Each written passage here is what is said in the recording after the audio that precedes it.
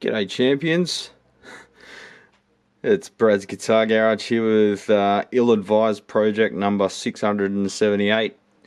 We're, we're seeing if we can bring this Classic 30 back from the dead.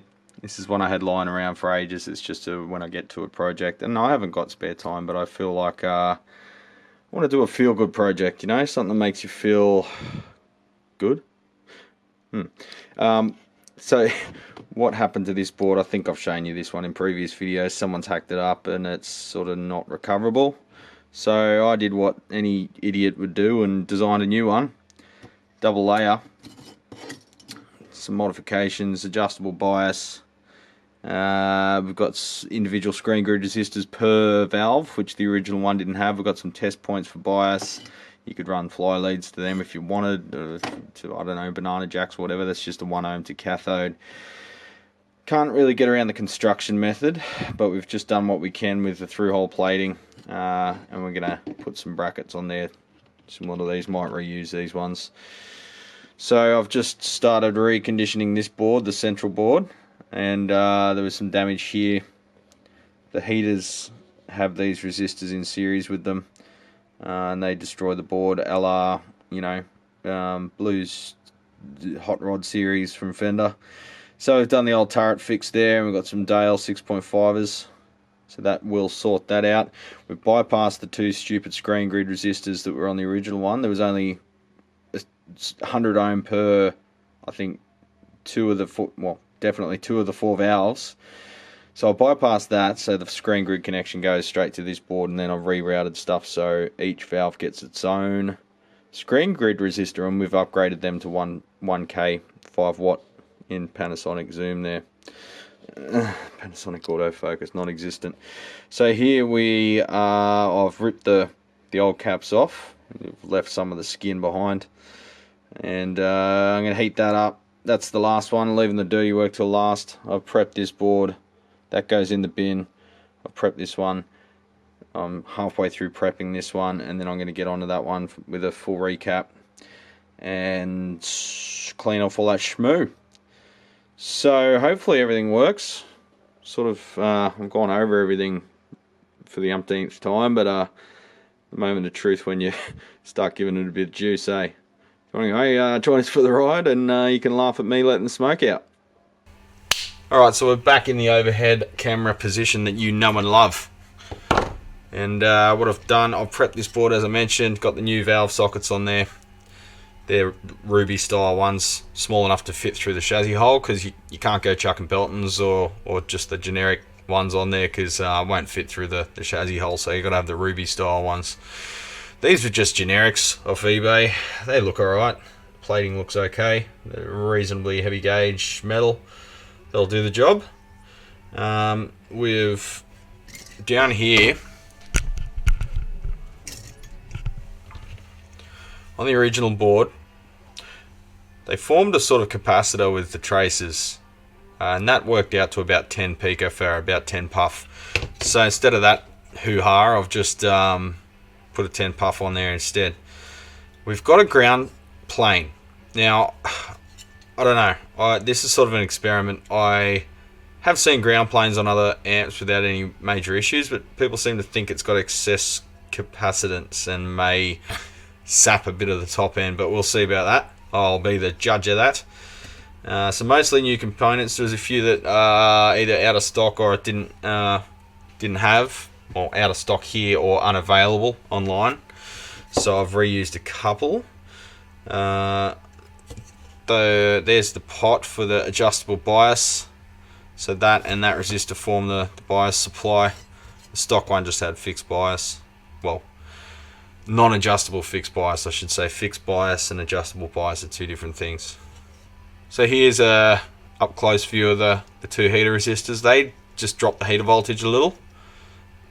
I don't know what the deal is with the transformer. Did they get the specs wrong and then have to compensate for it? Because all of the I think the majority, if not all of the filaments are in series, so they've got one higher voltage winding just for the filaments, and these go in series with that, so they do dissipate quite a bit of energy. 3 ohm, 5%, 6.5 watters. But we've mounted them on turrets now because the traces just came off from excess heat. Then we've got our little fly leads coming off that'll go to the other boards. The construction of these things is ridiculous, but hey, they did what they could for the price point. And here's a close-up view of the, I guess you could say the main board. It's the control board. There's parts of the circuit splashed all over this thing, and you can see they're the only power inputs. Dead set, 2 windings, no center taps, nothing, just that's it. So that was the way they were able to make this thing for the price that it was, and still made in the USA. It's got these stupid ass pots, which are getting harder to find. You can still get them sporadically from CE distribution. They've got weird small shafts, which have weird small shafted pots, knobs, which are again not the easiest to find. They look like normal chicken heads, sort of, a bit more rounded. But normal chicken heads don't work unless you're making chicken stock. So I've got one more cap to remove. That's a bit stubborn, and I don't want to risk damaging the pots either side of it with pliers, so I'm going to wait until I heat up the glue to try and scrape off as much as we can. I'll wait until we've got the heat gun out to soften the glue and remove that one as well. There's a little bit of residue there from the old caps leaking, or yeah, probably also from cleaning residue being sprayed willy-nilly around this thing by previous well-meaning techs or non-techs. Got to remove the rest of the link wires here. There's already cracked solder joints on them. You can see on that one there's a little circle around the pin indicating that it's cracked. I'm just going to replace them all because I've cut them already, most importantly, but secondly because copper work hardens. You can bend it once and it bends okay, bend it back maybe twice and it's okay, but you bend it a third time. Each time you bend it, it gets harder and more brittle, and then third, fourth time it snaps. So we want to put new stuff in there, bend it once if possible. I'm going to lay this whole thing out after doing all the work. I'm going to lay it out flat, all the boards in order, and then take measurements, test the thing laid out flat on the mat, and folding it and putting it in the chassis is literally the last thing we're going to do before putting the thing back together once we're 100% confident that everything's stable and happy. So what I'm doing here, I've just got some bus wire. I think it's 21 or 22 gauge. Just cutting little, 1.5 inch segments for you imperial weirdos. Then I'm feeding them through and just folding them both over in the same direction so we can just solder them all in one big go. It's like trying to hold on to a caterpillar at the moment. Now, I say ill-advised for this project because these amps aren't worth a lot of money. They weren't worth a lot of money when they were new. But I kind of enjoy the challenge of seeing how good we can make crappy amps. Now, it's not a way to make money, but I'm one of those weirdos in the way that if I wasn't getting paid for this, I'd probably be doing it anyway. It started as a hobby and it still kind of is to some degree enjoyable, particularly when there's no deadlines on a product. There's deadlines on other jobs, but this is a bit of a mental health job, this one. Sort of just relax and do, what got you into this in the first place, just playing around, fixing stuff up, making shit stuff great. It's fucking satisfying, man. It's great. So I'm just putting off a mess of boogie, to be honest. Shush. Side tangent time. Procrastination. Why do you procrastinate? Tell me in the comments below. Do you know why you do? I think I've figured out why I do. Because I'm really afraid of failure, screwing things up, getting depressed about it. And if you don't start something, you can't fuck it up, right? I think that's why I procrastinate things. It's sort of like Schrodinger's job. It's both fucked and not fucked at the same time until you start it, and then one or the other comes out of superposition. and it becomes either fucked or non-fucked. But in that magical moment before you start something, it's neither and both at once. Schrodinger's amp. It's not really that you're going to screw something up. It's just, I mean, we get there in the end with pretty much every job we start, aside from the odd one or two with major showstoppers. It's more just losing time on a job that you didn't account for, which is ironic because when you're procrastinating, you're losing time on that job anyway. So it's not logical. I never said it was, but it's a thing, and I'm sure we all suffer from it, particularly the technical ones. Holy shit, I did not mean that. I just randomly cut what I thought was around the right amount, expecting I'd probably need to cut more. I cut the exact amount. There's 4 holes left and there's 4 links left. I come from a architectural joinery background, and often when we were knocking up a cabinet, we'll call them carcasses over here. Cabinets made out of white melamine. It'd be a competition between you and the bloke at the bench next to you to see how many times you could pick up the exact amount of screws just randomly out of the box without counting them and get the exact amount of screws right for that cabinet, because all the holes are pre-drilled on the CNC machine. Small things, small minds, they say.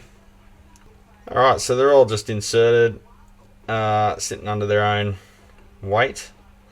I'm going to go ahead and solder them roughly at 90 degrees to the board, and then just fine tune them by bending them afterwards. They'll probably move a little bit as we go to solder them. Very fiddly and annoying. This makes me question why I do this for fun. Well, what do you do, eh? Keeps you off the streets.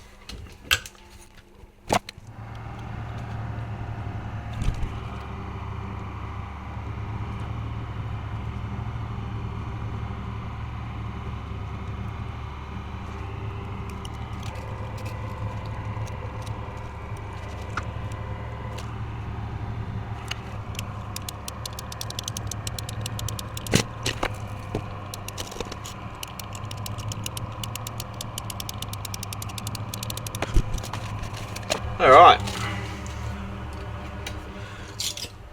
there's our little caterpillar. That was pretty fiddly with the wires poking out both ends. You can't really grab the board without bending something. That's good to go now. We'll set that aside. We'll get on to the horror that is the main board. So we'll see how we go with the heat gun. Got the hot air station here. Set it to 200. And fan, I don't know. Let's see how it reacts. Get paper towel out. Got a feeling it's not going to go so thin that it just runs off. It's going to need some scraping as well. You know what I did last time, I think? From memory, it just hit me then. I think I intentionally didn't heat the top of the board. I heated the bottom of the board, so then the part that becomes the softest is touching the board, and it comes off a little bit easier as one piece. I think I remember now. I'll try that. Alright, so the board's a bit warm now, and I think that's kind of working. Not too bad, not too bad. Still a pain in the ass, but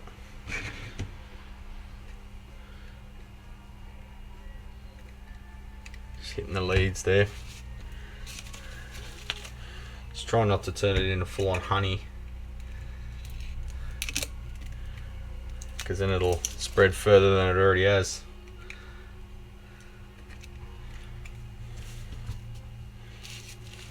Honestly, hot glue in a fucking valve amp.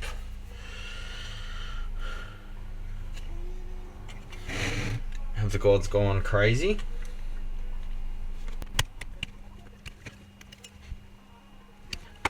I think I'm just going to remove those diodes. Just replace the buggers. They're only 1 in 4000 series. No biggie.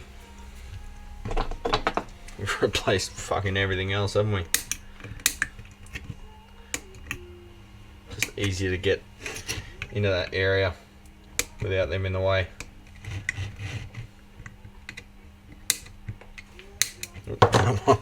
That one flew past my head. I wasn't expecting that.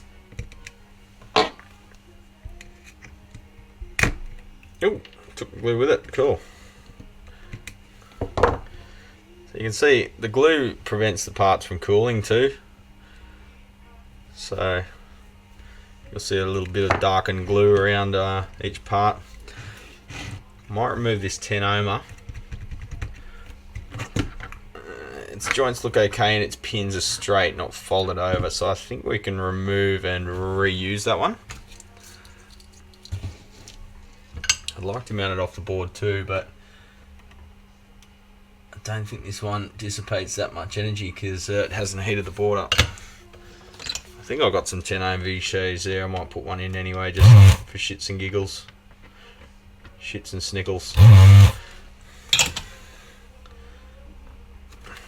You're gonna have to heat that up because it's glued itself good. Again, we'll heat from the board side. Makes sense. Doesn't make dollars, but see how that goes. Oh mate. Oh mate. It's like mozzarella.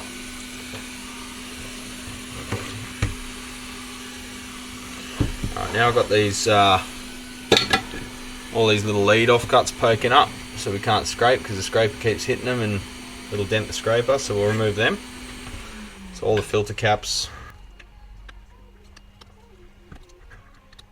Just put a bit of solder on there to use its flux. And we'll remove the tiny little bit of lead with tweezers. Got to keep remembering to recenter the camera, sorry about that.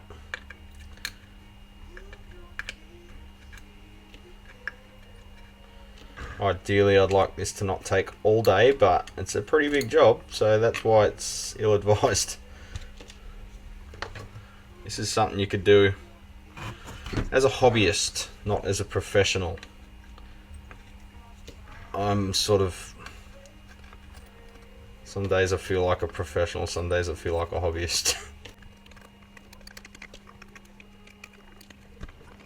These boards have some weird conformal coat on them that makes the leads stick to the tweezers, so that's fun. And being pretty quick with reasonably low heat, what, 350 degrees, just to limit our chance of lifting a pad. Can't just suck the leads up in the thing because it blocks the gun, hence the tweezer action.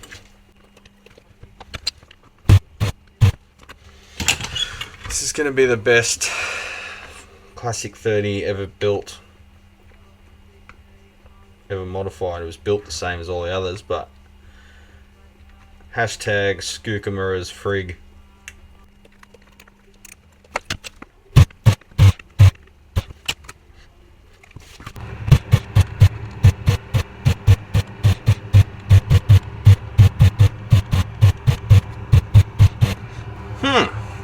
So there we go, all the old link leads removed.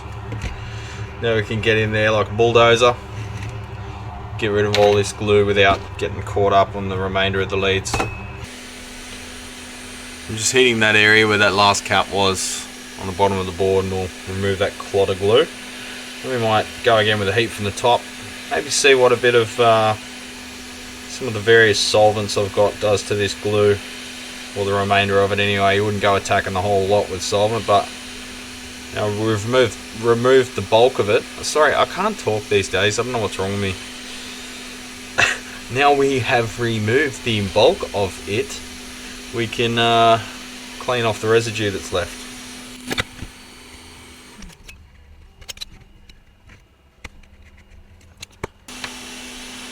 Alright, so now I'm heating up the part under that cap. We've cut the leads, the glue's holding on like crazy. So give it a bit of heat at the bottom and hopefully that'll come off like a nice chunk. A little bit of mozzarella-ing going on. Mozzarella-ing? I think I just invented a word. think I do that on every video. But yeah, got that one off. Cool.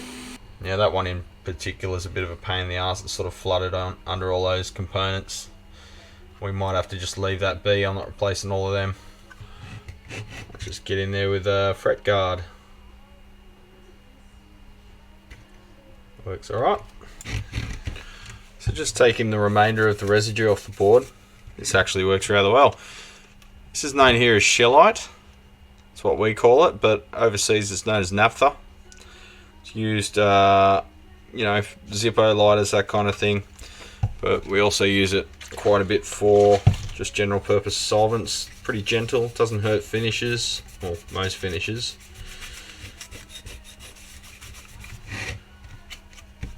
And it's actually removing the last of the glue rather effectively. So, you know, little wins. I'll take them where I can. Take them on holidays, because I love them.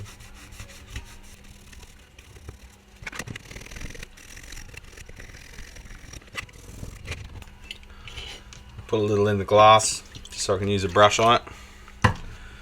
Cheers. Just kidding. Demonetized. Still better than vodka. Who drinks vodka? Vodka is for people that don't like alcohol so they can get drunk. Alright, so all in all, that's a pretty damn clean board. The main purpose of cleaning all the glue off was so the new caps have a nice fresh surface to silicone them to, so they don't rock around and crack solder joints and lift pads and all sorts of horror. So now we've got that, let's start to repopulate the board. Well, turns out I did have a little 10 ohm floating around. They're a lot smaller, a lot lighter than these things, and you can mount them off the board and have faith that you will not crack the solder joints, as long as you provide those little kinks in there from my handy dandy little kink pliers. They're kinky. Now it's got plenty of airflow around it. Right, here we've got our motley crew of caps. We've got Nichicon 1000 microfarad 35 volter.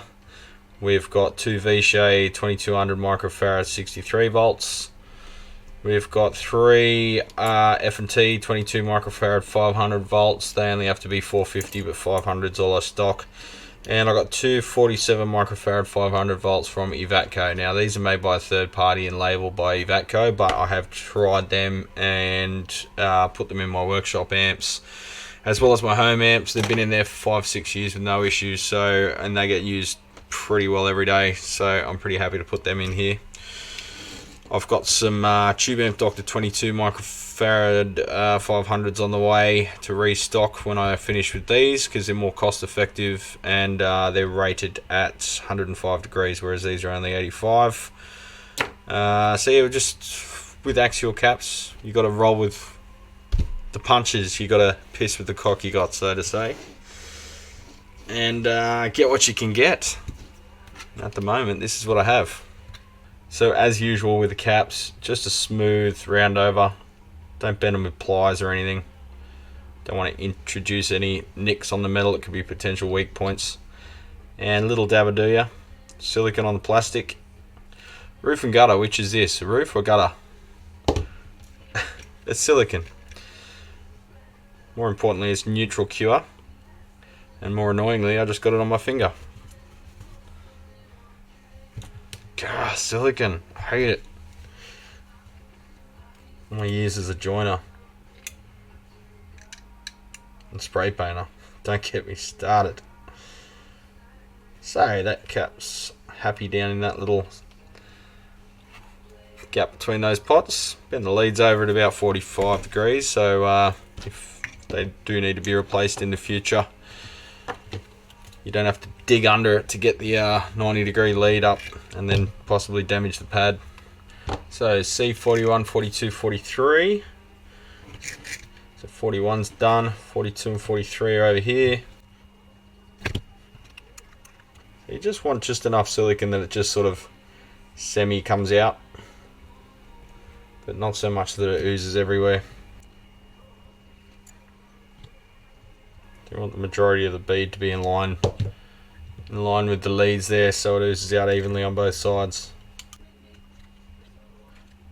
And then if you're the kind of guy that I am, give it a little bead in the center as well,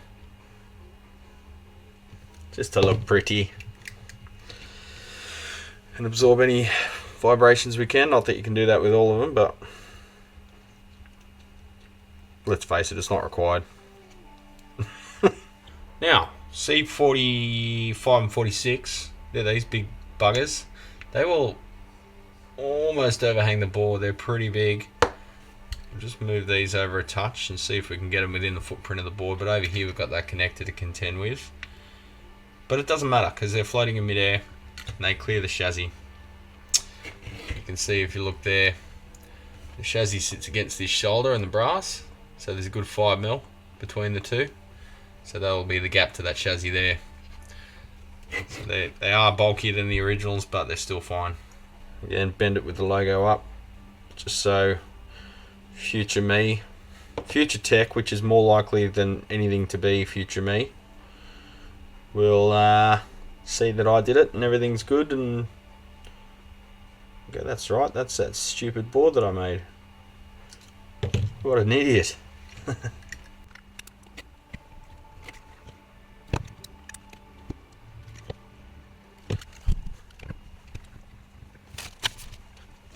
Now we'll just go through and solder all those buggers in.